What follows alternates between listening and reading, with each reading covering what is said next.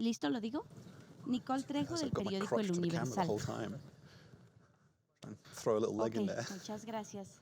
Hi Dark guys. pants. Hello. Hello, it's a pleasure for me to interview you. Thank you for your time. And I think this movie is incredible because have a different topics that I think so important in the currently. But first of all, I want to ask you about your characters.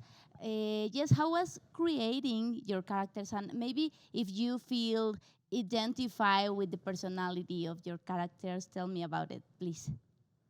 After you. It was a wonderful script written by Dave Ruggiero and Will Eubank that came to life and spoke to, I know me, and probably to Ricky. But when you're starting with an excellent foundation, it's not too difficult to throw yourself into it, immerse yourself in it, build a backstory, build direction, just kind of really dive into the role. So I got a lot of friends that are Army Special Forces, know folks that are trained in this particular field. So for me, it was representing a group of men and women that I know personally. So I guess a lot of thought went into it, but it was also, you kind of have to put your own spin on the character. I identified with, I loved, that he was a father. I loved that he spoke about his daughter in the Fruit Loops in the beginning. I loved that he looked after the team and, would always find a way to get his guys out of a bad situation. So I thought he was just a good, honorable man. Yes, and your father was in the Vietnam. Yeah, my dad's a Vietnam vet. War, yes. Wow. And in your case? And mine, it's very similar, I guess everything that Milo said, but I guess as actors, there are roles where you can completely be invisible. You can dive straight in and it's almost unrecognizable. But as actors, a lot of our roles, we bring a bit of ourself to a role. And so in this case, I was able to kind of find a lot of myself in Bishop in that I like a lot of humor and comedy in my life. And so I tried to instill a little bit of that into Bishop's.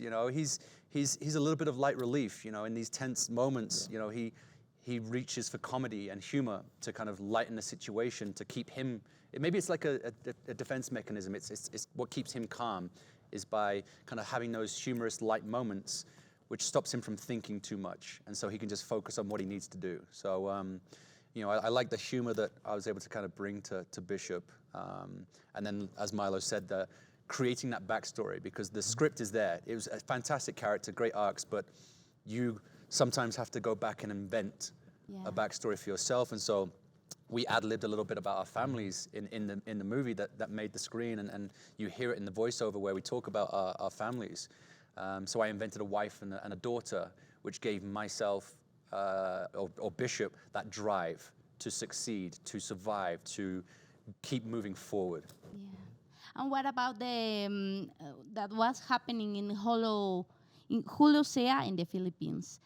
Did you have to investigate, or what do you think about it? I mean, I think that was just, where this story took place. I think, picking a region that maybe is a little less structured, has the opportunity for a criminal or a terrorist element to embed and be. I think it was just the setting for the story. But at the same time, I think there's a lot of places around the world globally that are struggling, that are in need of some help. But I think it was just kind of a setting. It could have been anywhere. That even the our bad guys are nondescript. That we don't say where they're from or what they represent. It's just a small group, a terrorist group that are acting out, and we see that in numerous countries. So, the fact that we chose the Philippines, we didn't, but the writer picked the Philippines was just a generic kind of, like Milo said, place that could exist. Could have been Texas. It could have been Texas, and it probably would have been a lot more violent. probably. Because everybody's got guns in Texas. Everyone's got guns in Texas. Yeah, and I think nowadays it's more important than in the past because there are many countries with groups of terrorists that is so dangerous. But do you think action movies should take topics like this to talk about it? I mean, I think there's, entertainment and education. And, what we do as artists, you constantly want to entertain. We want people to go and enjoy the movie, enjoy, the light side of Russell Crowe, enjoy the stressful, intense scenes of Ricky and myself and the Hemsworths. But also at the same time, like, people have to think about what's out there in the world, not just constantly be on our phones, on social media, just thinking everything's wonderful in the world. It's like, no, there's some, bad shit out in the world. And, sometimes some people have to go in and handle it.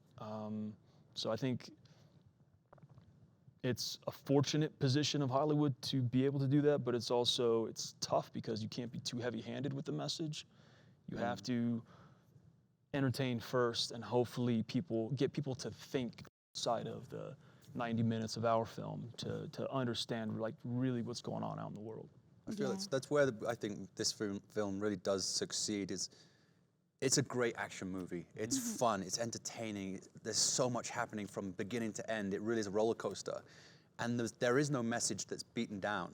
It's subliminally filtered through. It's afterwards you think, actually, that speech was pretty dark and pretty deep. And you think about these moments. And that's what we want. We want something to not just enjoy in the theaters, in the cinema. We want you to take it with you. And I feel that you take this movie with you and you think about it afterwards. And so that's important for us to kind of have that message kind of leave the theater with you. Yes, I agree. Thank you guys for your time and welcome to Mexico. Gracias. No, gracias. Muchas gracias. See Nice you. to meet you. I'm Okay. sorry. Oh, come in. Okay.